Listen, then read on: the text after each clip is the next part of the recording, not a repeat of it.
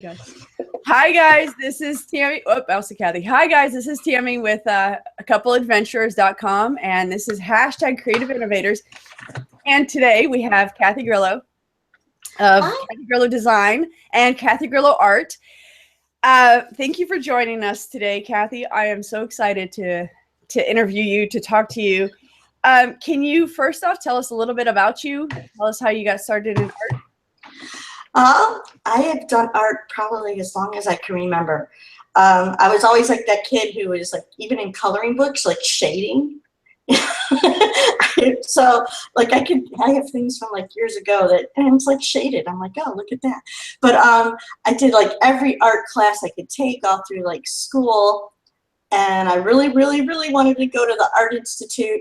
But my family didn't have money, and back then nobody said, oh, here's student loans. And so I started working and taking a class, taking class, and life happened, married, kids. I didn't do art for almost 20 years.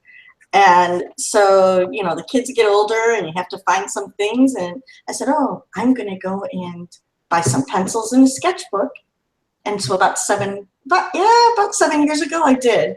And I just started drawing again. And it's kind of like riding a bike. Once you sort of know, you get those muscles back in shape and you just kind of go with it. And of course, something is raining somewhere.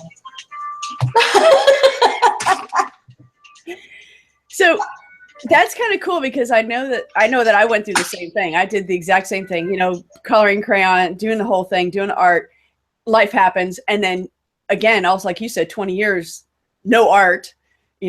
Doing stuff creatively, but no art, and then getting back into it. And now, of course, I'm like crazy about it. So have you tried, I know you do, well, I was going to say, if you tried anything else. So I know you do digital art, because it's freaking amazing. Something you said you just started, which I'm still doubt. Like, I've tried it and it's horrible. I'm so bad at it. So digital art, analog art, I guess you would call it, regular digital, like pencils. And what other kind of creative outlets do you like? I like trying it all. I've actually done some art dares, like I've had other people say, hey, do my style. And I'm like, okay. So yeah, I doodle all the time. So I have my little note card mini doodles that I do all the time. I'll show you some later.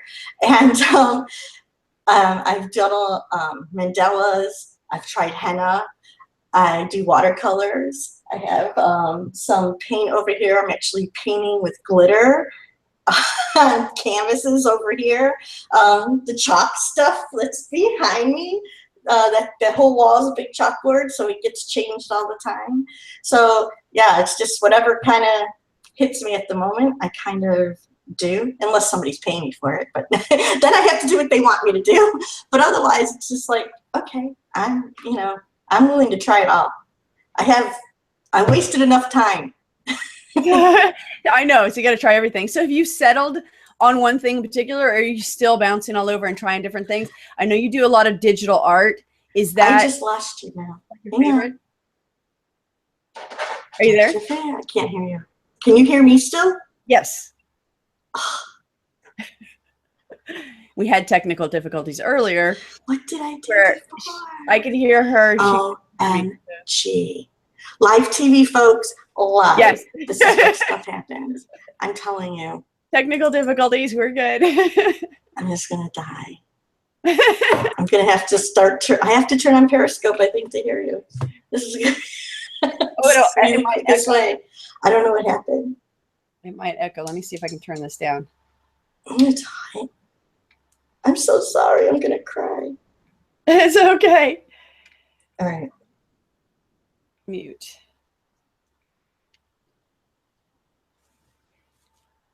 All right. Can you hear me? Hopefully it won't. I'm going to plug into. No, I plug can't. Into your ear. Plug in your earbud. But then I don't know if you'll still be able to hear me. Yes, they will. If you plug in the Periscope so you can hear me through Periscope, okay. Echo. Can you still hear me talking right now? Yes. Okay. Thanks for 20 million devices. Oh, Lord help me. We are so spoiled. So spoiled. All right. So are you good? Where were we? Can you hear me now? Yeah.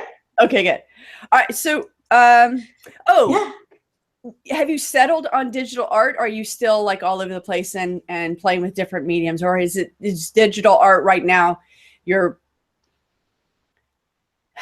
I don't want to say passion, but is that what you are like most interested in right now? The digital is probably what I do the most of, but I still like experimenting with different styles, different mediums, and sometimes you just gotta get some paper in your hands, you know? Yeah, I agree. What, like, when did you first realize that this was something that you want to do? I know you've done art all your life. So what got you back into wanting to be an artist? You know, you said life, okay, I got to start something, but why art? Why not, welding? Oh, well, I think I just started doing the art for myself, to keep my brain like going. And my husband had to move out of state for a job for a while, so I had a lot of time to myself, and it was sort of a keep me sane type of thing. And then actually, because of Periscope and getting involved with this community and Little Deb's crew and seeing people, about last April, I kind of said, you're not getting any younger. Put it out there and see what happens. What's the worst that could happen, right? The worst that could happen is what's going on right now, nothing. So I know I'm right there with you, Kathy. Because you and I we've actually been following each other since like a while. And so we've seen the growth of each other.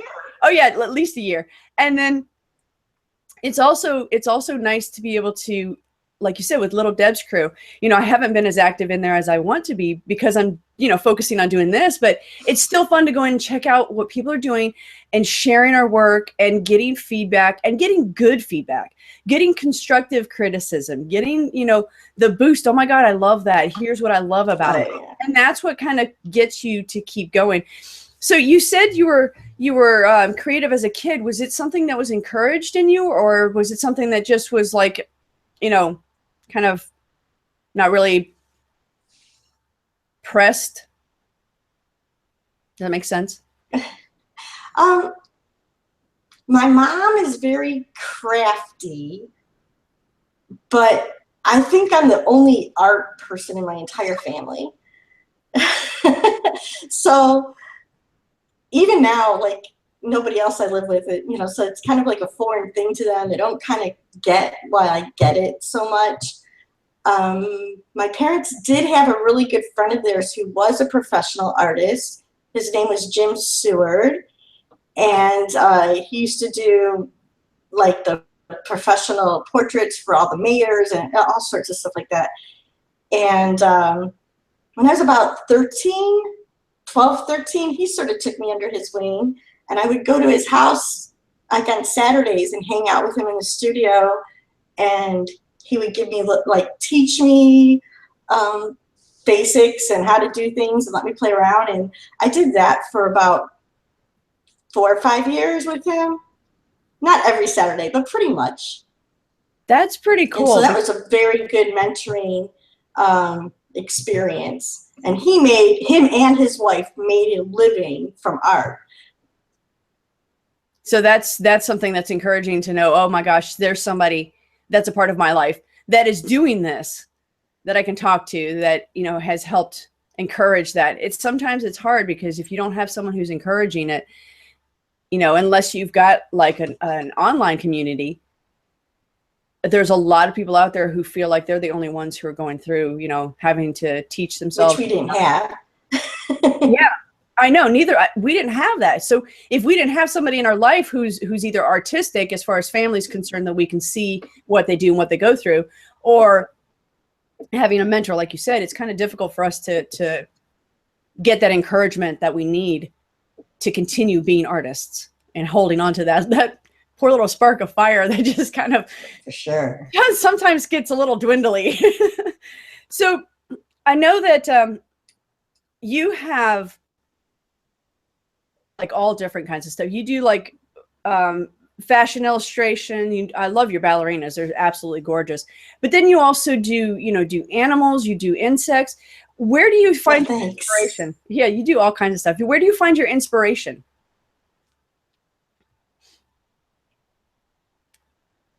I've always loved animals. Even most of my pencil sketches were dogs.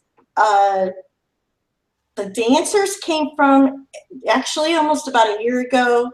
We have friends of ours and their daughter's a dancer, and we went to a competition, and everybody was just so gorgeous that I was like, we were there for an entire weekend. So you start sketching on your little program or taking pictures, and then I came home and started drawing them. I just love the glitter and the glam of that. And the nature, I live surrounded by nature, and so I always see beauty in like old gnarled trees, or like that little weird leaf, or that spark of color in the middle of like all the brown or something. And we're always out on walks, and I'm always stopping every 5 minutes with my camera to like zoom in and take like a little picture or something. And my husband's like rolling his eyes like I'm sorry. I didn't mean to interrupt, but I know exactly. Roy now, he gets it. He's like, all right, Tammy. Or he gets to the point where he points stuff out. But I know exactly. You can't go on a walk without finding something that's so cool. It's like a tree. His bark is like, oh no. Oh, I got to have that. I love that. So what else? I mean, nature obviously is a wealth of information. I love that. Yeah. Especially if you get in really close and like zoom in and look at the details. It's beautiful. It's absolutely beautiful. So when you first shared your work, I mean, I know, let me go back up a second. I know we all have like difficulty with whether it's focusing on one project or many projects, or, trying to getting us going on working on our stuff and sharing our work with the world. For someone who's maybe struggling with first getting started, what do you suggest? There's so many things. Where do I start? And then also, once you get started, sharing your stuff with the world. I mean, for you, were you nervous? Were you excited? What kind of recommendations do you have? I think if you're interested in art has to be a passion. Otherwise, it's just going to be something you kind of mess around with. In order to get anywhere with it and see progress, you have to really just love to do it. You have to find that art zone. I call it the art zone, where I don't have any space or time. It could be like 6 hours, and I'm like, what? No dinner? What? So you kind of have to have that in you, where you get lost in it a bit. But it's always good when you're first starting. Just sit down and draw like 10 eyes or a whole page of noses, and just practice, and then practice some more. And I always recommend I have a lot of people that message me about things, and so I'll say, get a small notebook, try to draw something every day. And then like in a few months, you can look back and you can actually see, hey, I am getting better. I am doing more. And you'll start training your eye. It's like a muscle. I say artists are athletes. We have to train. You have to train the eyes and the hand coordination to see differently and be able to interpret it. And then in a way also be an illusionist of knowing how to draw it to make other people see what you want them to see. I agree. I love the analogy. As for I was gonna say, I love the analogy of the athlete. That's a perfect example. Yeah, and you have to exercise it, or just kind of, just kind of drifts away, and you have to sharpen it back up again. As for sharing, I don't think I was ever super nervous. It might be my age, where I'm just like, I don't care if people don't like it or not.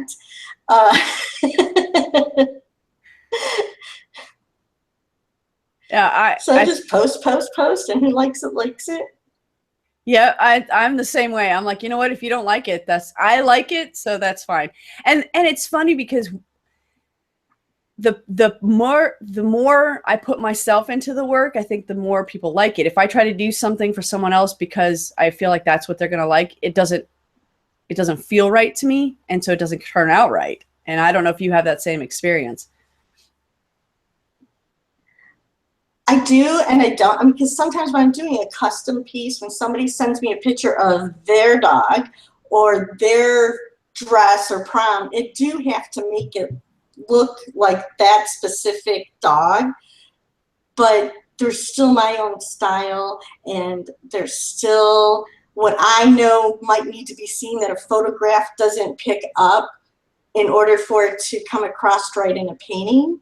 So I call that the artistic license of, making something a little darker or a little lighter or a little sharper, because you have to actually make it look a little more real than that photo that somebody might send you, especially when people give you terrible reference photos.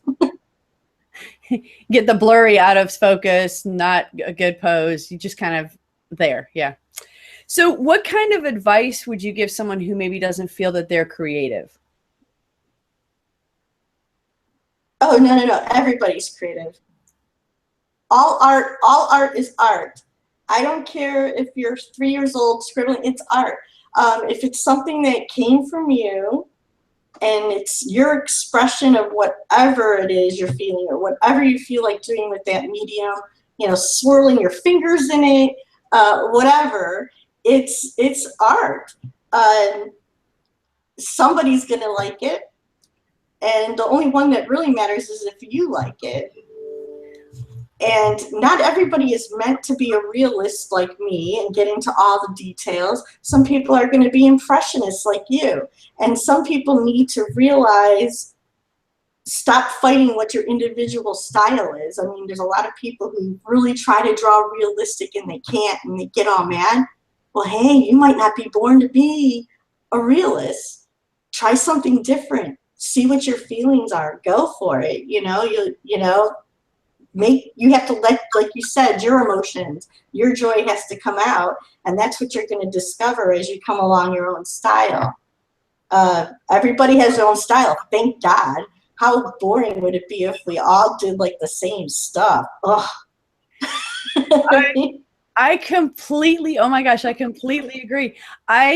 It took me a long time to even want to work with oils because I thought that they'd had to be done in a realistic style, because that's what my father paints is realistic. And even then it's not realistic as in detailed and, like a portraiture, but it's still, a boat is a boat. A person is a person. And I don't paint like that. I paint what I feel. I paint emotion. I paint, that, so it is. And it took me a long time to realize that I remember seeing you start those and just being like, oh, Tammy, she found it. She found her thing. I was so excited for you when I saw it. And you could just tell the movements and the color. I mean, look at that behind you. OMG, right?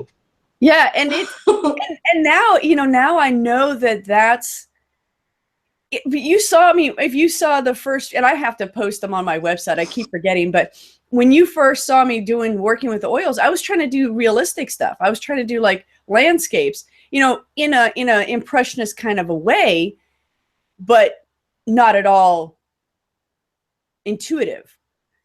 Now I'm like, you know what, screw it. And I don't, and people, when I do it on scope, people are like, what are you painting? I'm like, I have no idea. I don't know. They're like, how can you not know what you're painting? I'm like, I start and I pick some colors and then I just go, and then whatever comes out. And people need to understand, because I know that's not how you draw. When you draw, it comes out of your head, but you can say, okay, I'm going to start drawing a dog, and it looks like a dog. I could say I want to start drawing a dog and it ends up, crazy. It's like, that's not at all a dog. It's okay. But see, what's crazy? I can't let myself go enough to do that. So everybody has their own thing. Everybody has their own niche. That's why there's so many different styles, so many different mediums. It's unlimited what people can do. Mix them together, mix media. You know, take a little bit of this, take a little bit of that. See what wonderful mistakes can happen, right? Oh, I love that. Thank you. Thank you for saying that. See what wonderful mistakes can happen. You want mistakes. You know, if you mess something up and you're drawing with a pencil, erase it. You know, I had a teacher when I was in art in school who said you can't use an eraser. And for the longest time I thought, oh my God, using an eraser is a bad thing. It is not. It's not. Every artist uses an eraser. It's a given. So I actually use erasers like a brush. yes, I know, and that's the thing is, I guess I come back to this quote all the time. I think it was Pablo. I need to look it up to be sure, but I think it was Pablo Picasso who said, "You need to know the rules so that you can break them. You know how to break them." And it's the same thing. You know, if a teacher or somebody says a rule is you can't use an eraser, well, then you need to know, like you said, you can use it as a brush and create some amazing shading with an eraser. I've seen some art now that there's no rules in art. Do what you feel like. That's how new things are created. You know, if everybody followed the rules, we'd still be painting like Renaissance art, you know? I completely agree. So what about those that, like you said, you've been doing this, you stopped for a while, you stopped doing art and you got back into it. What do you think about those that are getting back into their art? Do you have any advice for people who are, you know, coming out of a period of not doing any work? And sorry, my sweater is like fuzzies everywhere. It's distracting me. Who are just getting back into doing art and getting started and getting going. Do you have any advice for people like that?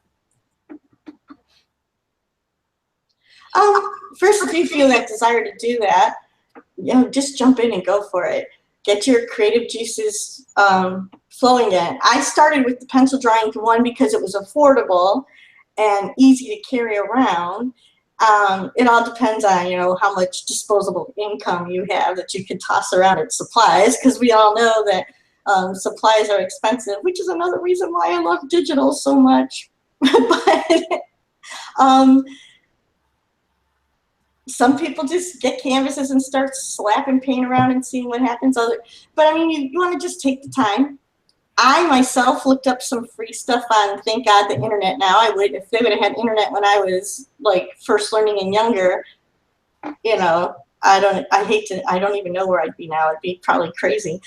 But practice, study, like for me, the way I do it, I did like, I have pages of just eyeballs, lips, mouth, ears, you know, and then dog noses and textures and hair. And then you put it all together after you kind of get a technique down, and then you do something different and try it again. So thank you very much. I appreciate that. That's a great advice. Great advice. So Kathy, tell me, where do you want, you personally, where do you want to go with your art?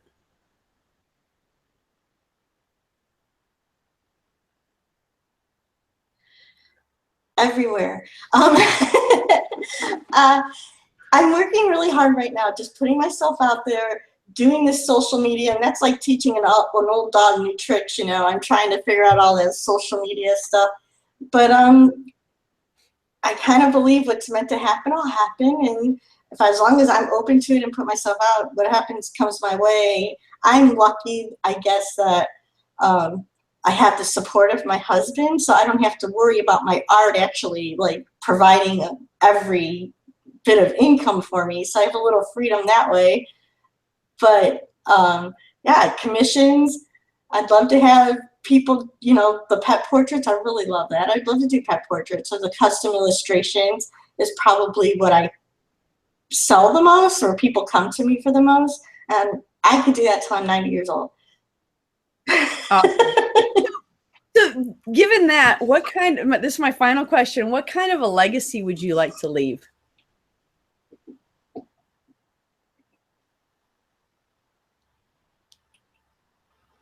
Just great art, you know, or, you know, like my pet portraits can be keepsakes, you know, like a lot of people remembering their pets. I mean, I know my dogs are like my babies, so, or a moment in time, you know, somebody's wedding dress, or when they had this fantastic costume for a recital or prom, or, you know, and make them look good, and they can frame it all nice, and it could be all glittered and pretty forever.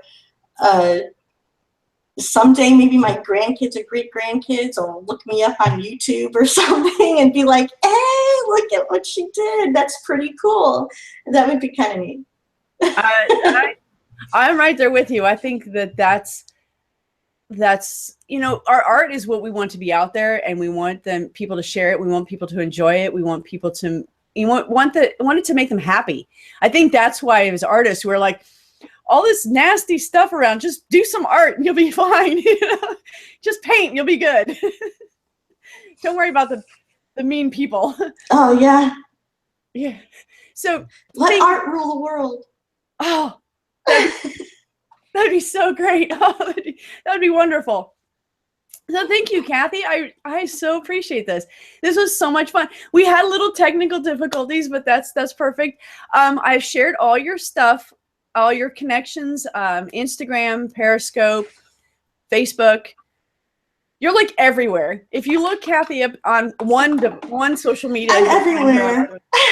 Everywhere, yes, I know, it's wonderful.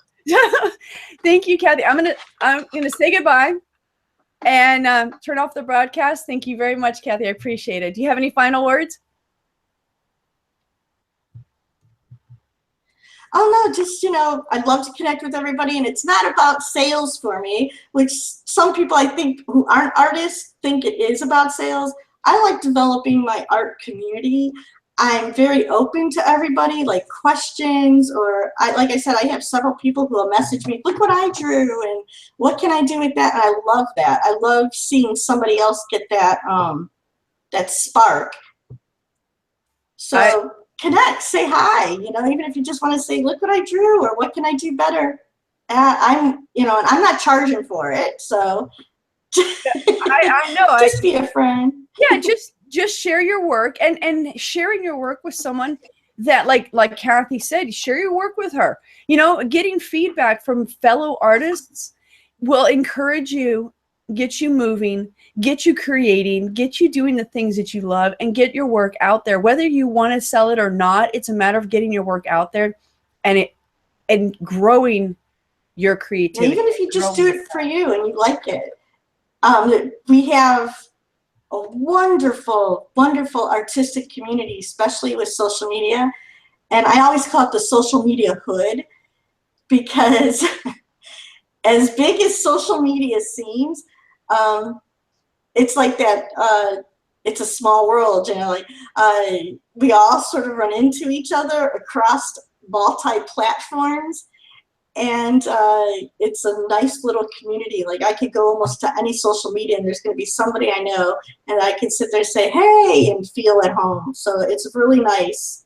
And I would suggest, if you're first starting out or interested in it, get out there and hook up with other artists. We're pretty friendly. Yeah, I was going to say, I've rarely met an artist that I didn't get along with. And there's so many different styles, you know, the cartoonists and the comic books and the anime and the realists and the, you know, oil painters, watercolors, acrylics. So if you go on to social media, whether it's Instagram or whatever, or Pinterest and Facebook even, and look up people who are artists, and then just connect with the ones that you're interested in. You know, you may find that someone outside of your realm, you know, if you're a cartoonist. Well, I could say as an artist, if you go and you go and search art on any social media and click on an artist and see their work. It's as simple as liking something and saying one comment of great or love it or wonderful. You don't have to give them a whole thing, and you're going to make that artist's day.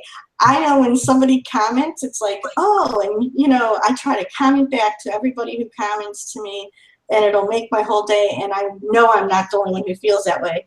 So that's all you have to do to connect and get a relationship with somebody, and ask a question. And next thing you know, you'll have a mentor, you'll have people who support you, you'll have people who show you the ropes if you're just starting, and next thing you know, Tammy will be interviewing you. That would be amazing. I would love that. That would absolutely be so amazing. And I love that I can connect with artists that I love, and then I can talk to them, and even whether it's face to face or even on like messaging, we grow so much from speaking to other artists. We get encouraged. We want to continue our work. If our world around us, physical world is something that's negative, that maybe does not encourage art, having a community that does encourage art is such a wonderful thing to have. So thank you again, Kathy. I'm so grateful for you. And thank you very, very much. So I'm going to turn off the broadcast. And if you want, there are other interviews on this YouTube channel, #CreativeInnovators. And hopefully later on down the road, we will be doing another interview with Kathy, later on seeing what she's been doing. Whoa, what she's got going on. Just did all kinds of scary things with my computer. Thank you very much, Kathy.